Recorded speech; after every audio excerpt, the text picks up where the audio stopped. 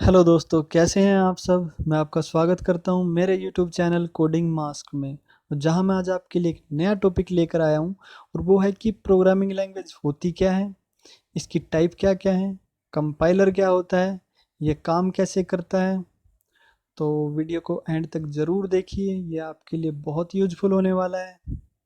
तो चलिए शुरू करते हैं आज का topic. What is programming language. ये ना हम सबको पता है कि कंप्यूटर एक मशीन है जो कोई भी काम अपने आप नहीं कर सकता। यानी अगर हमें कंप्यूटर से कोई काम करवाना है ना, तो हमें उसे इंस्ट्रक्शन देनी पड़ेगी। और कंप्यूटर हमारी लैंग्वेज भी नहीं समझता। तो जिस लैंग्वेज में हम कंप्यूटर को ये इंस्ट्रक्शन देते हैं ना, वो हमारी कंप्यूटर प्रोग्रामिंग लैंग्वेज या प्रोग्रामिंग लैंग्वेज कहलाती है। और वो जो इंस्ट्रक्शन होती हैं जो हम कंप्यूटर को सेंड करते हैं कोई टास्क या ऑपरेशन परफॉर्म करवाने के लिए, वो हमारे कहलाते हैं प्रोग्राम्स।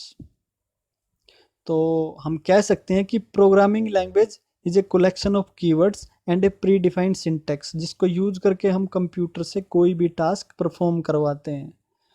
और प्रोग्रामिंग लैंग्वेज के एग्जांपल हो गए जैसे सी, सी प्लस प्लस, जावा, ये सब। अब जैसे हमारी लैंग्वेज है हिंदी और इंग्लिश, इनमें ना मिलियंस ऑफ वर्ड्स होते हैं। पर जो हमारी कंप्यूटर प्रोग्रामिंग लैंग्वेज है ना, उसमें इतने वर्ड्स नहीं होते। जैसे आपकी सी लैंग्वेज है, उसमें केवल 32 कीवर्ड्स हैं जिनको यूज करके आप सी लैंग्वेज का प्रोग्राम बनाते हो।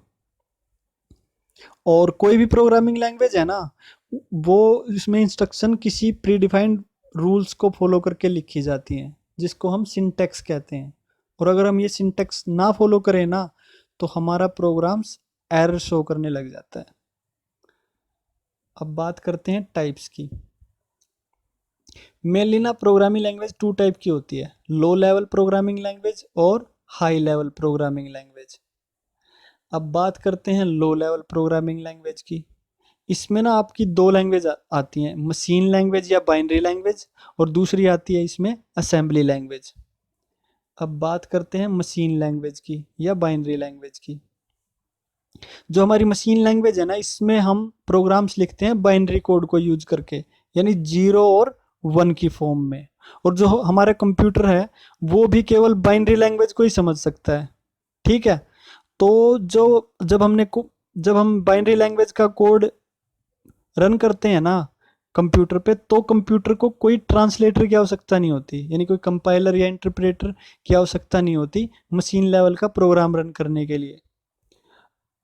और ये जो हमारे प्रोग्राम्स होते हैं मशीन लैंग्वेज के, ये 0 और 1 की सीरीज में रहते हैं, तो इन्हें पढ़ना, इन्हें समझना बहुत मुश्किल है।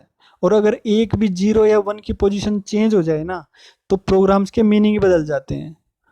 तो और जब ये 0 और 1 की फॉर्म में, तो एरर फाइंड करना तो बहुत मुश्किल हो जाता है।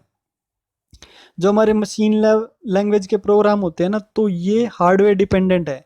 यानी कि अलग अलग कंप्यूटर की इंटरनल आर्किटेक्चर अलग होती है, तो इनके लिए प्रोग्राम भी अलग अलग होते हैं। ठीक है। अब इनके लिए कोई ट्रांसलेटर की आवश्यकता नहीं होती, तो ये फास्ट स्पीड से रन हो जाते हैं। और जो है मशीन लैंग्वेज के प्रोग्राम की मॉडिफिकेशन और एरर फाइंड करना बहुत मुश्किल होता है। अब इसके बाद बात करते हैं असेंबली लैंग्वेज की।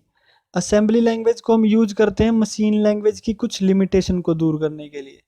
इसमें ना हम बाइनरी कोड की जगह निमोनिक्स यूज करते हैं टू कोई ऑपरेशन परफॉर्म करने के लिए। जैसे आपको एडिशन के लिए हम यूज कर लेते हैं ADD, ऐड, और सब्ट्रैक्शन के लिए यूज कर लेते हैं SUB। इससे क्या होता है, इससे ना प्रोग्राम पढ़ने में आसान आसान हो जाते हैं, और एरर की पॉसिबिलिटी कम हो जाती है, और एरर फाइंड करना भी आसान हो जाता है। लेकिन मशीन लैंग्वेज की तरह ना, जो आपकी ये असेंबली लैंग्वेज है, ये भी हार्डवेयर डिपेंडेंट है। इसलिए तो जैसे आपके माइक्रो प्रोसेसर हैं 8085, 8086, इनके लिए ना अलग अलग प्रोग्राम्स लिखे जाते हैं। ठीक है। और मशीन लैंग्वेज और असेंबली लैंग्वेज में अगर आप इन दोनों में अगर आप कंप्यूटर के लिए अगर आप प्रोग्राम्स बना रहे हो ना, मशीन लैंग्वेज में या तो आपको पहले आपके कंप्यूटर की इंटरनल आर्किटेक्चर की नॉलेज होनी चाहिए, उसके बाद ही आप प्रोग्राम बना सकते हो। और जो भी असेंबली लैंग्वेज के प्रोग्राम होते हैं ना, वो डायरेक्टली रन नहीं होते, क्योंकि जो कंप्यूटर है वो तो बाइनरी लैंग्वेज को ही समझेगा। तो पहले जो हमारा असेंबली लैंग्वेज का प्रोग्राम है ना, हमें उसे ट्रांसलेट करना होगा बाइनरी लैंग्वेज में, ठीक है। और इसको जो कन्वर्ट करता है ना, उसको हम असेंबलर कहते हैं। जो सॉफ्टवेयर या टूल हम यूज करते हैं उसे हम असेंबलर कहते हैं। और जो मशीन लैंग्वेज और असेंबली लैंग्वेज है ना, दोनों जो हैं वो हार्डवेयर ओरिएंटेड है, ना कि ये यूजर ओरिएंटेड, यानी कि ये हार्डवेयर डिपेंडेंट है, ठीक है। इसलिए इनको लो लेवल लैंग्वेज कहते हैं। और लो लेवल लैंग्वेज का मतलब ये नहीं है कि ये खराब है या काम की नहीं है, बस ये हार्डवेयर बेस्ड है, ठीक है। अब बात आती है हाई लेवल लैंग्वेज की। हाई लेवल लैंग्वेज ना मशीन लैंग्वेज और असेंबली लैंग्वेज की हार्डवेयर डिपेंडेंसी वाली लिमिटेशन को कम करने के लिए यूज किया जाता है, ठीक है। और हाई लेवल लैंग्वेज जो है वो, इसके प्रोग्राम्स जो हैं यानी कि ये पोर्टेबल होते हैं। अगर हमने एक कंप्यूटर पर बनाया गया प्रोग्राम किसी दूसरे कंप्यूटर पर इजीली रन कर सकता है, चाहे उसकी इंटरनल स्ट्रक्चर अलग हो, ठीक है, डिफरेंट क्यों ना हो। यानी ये प्लेटफॉर्म इंडिपेंडेंट है।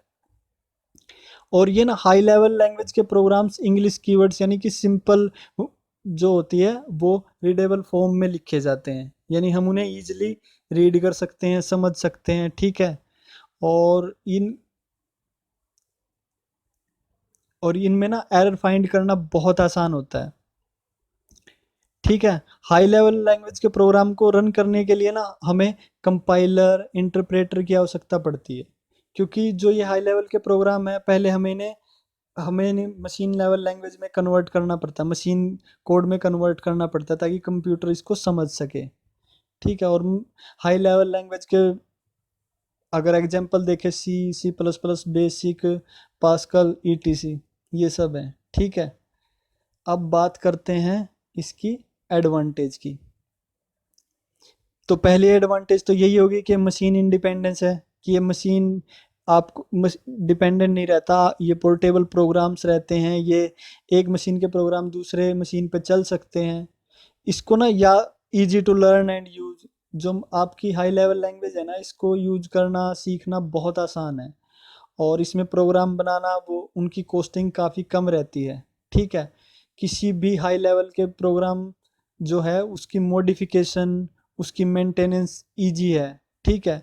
अब जैसे कि प्रोग्राम्स हैं तो वो ह्यूमन रीडेबल फॉर्म में रहते हैं, तो एरर रेट बिल्कुल लो रहता है, ठीक है। उसमें एरर की संभावना बहुत कम रहती है, और अगर आता भी है तो उसको इजीली फाइंड किया जा सकता है।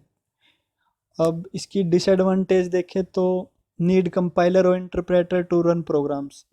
क्या है कि हाई लेवल लैंग्वेज जो है वो कंप्यूटर की लैंग्वेज नहीं है, कंप्यूटर की लैंग्वेज तो बाइनरी लैंग्वेज है।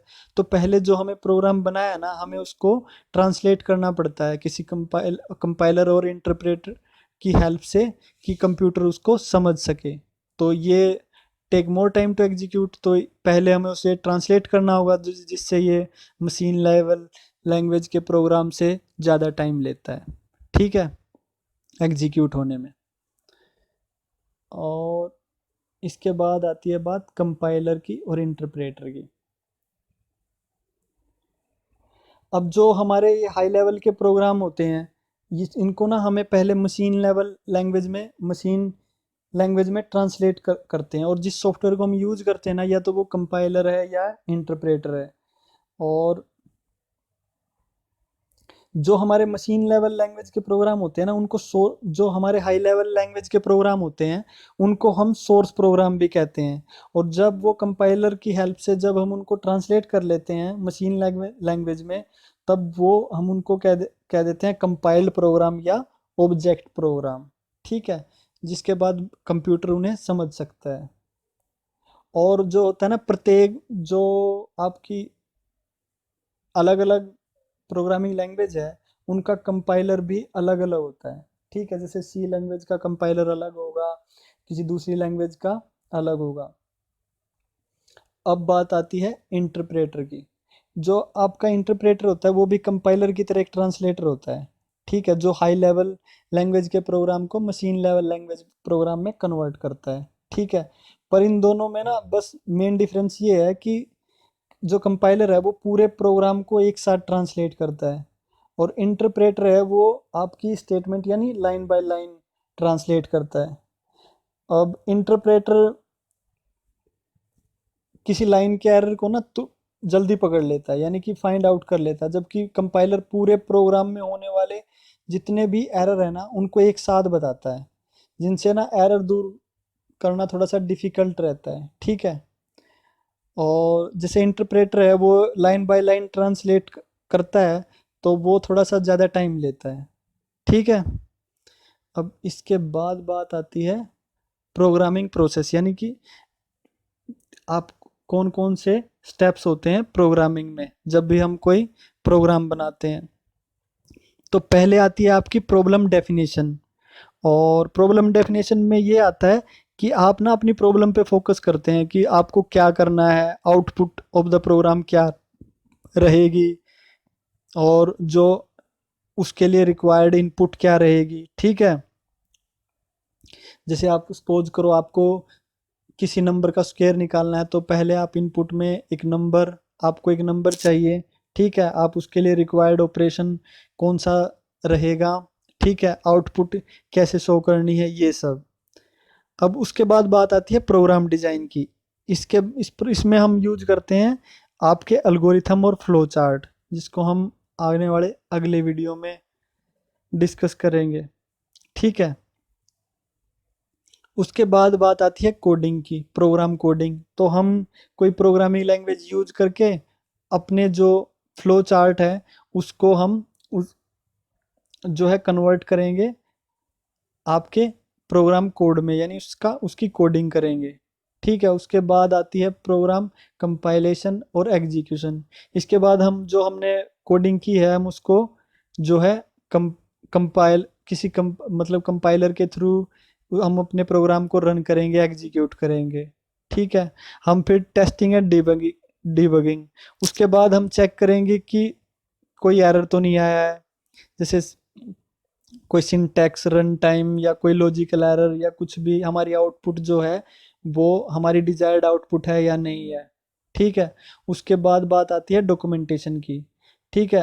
अब जो हमारा प्रोग्राम कोडिंग है उसको इजीली अंडरस्टैंडेबल करने के लिए हम कमेंट्स वगैरह या उस प्रोग्राम की डॉक्यूमेंटेशन करेंगे कि इन फ्यूचर अगर हमें कोई भी मॉडिफिकेशन ही करनी पड़े या मेंटेनेंस में हमें हेल्प हो सके। ठीक है।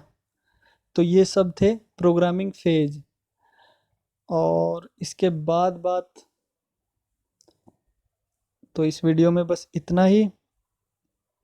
आई होप आपको मेरा वीडियो पसंद आया होगा, और अगर आप इस तरह के वीडियो मिस नहीं करना चाहते तो please subscribe my channel and don't forget to like and share my video. और अगर आपका कोई क्वेश्चन है तो आप you can ask me through comment box. तो मिलते हैं एक नए वीडियो के साथ, तब तक के लिए बाय एंड टेक केयर।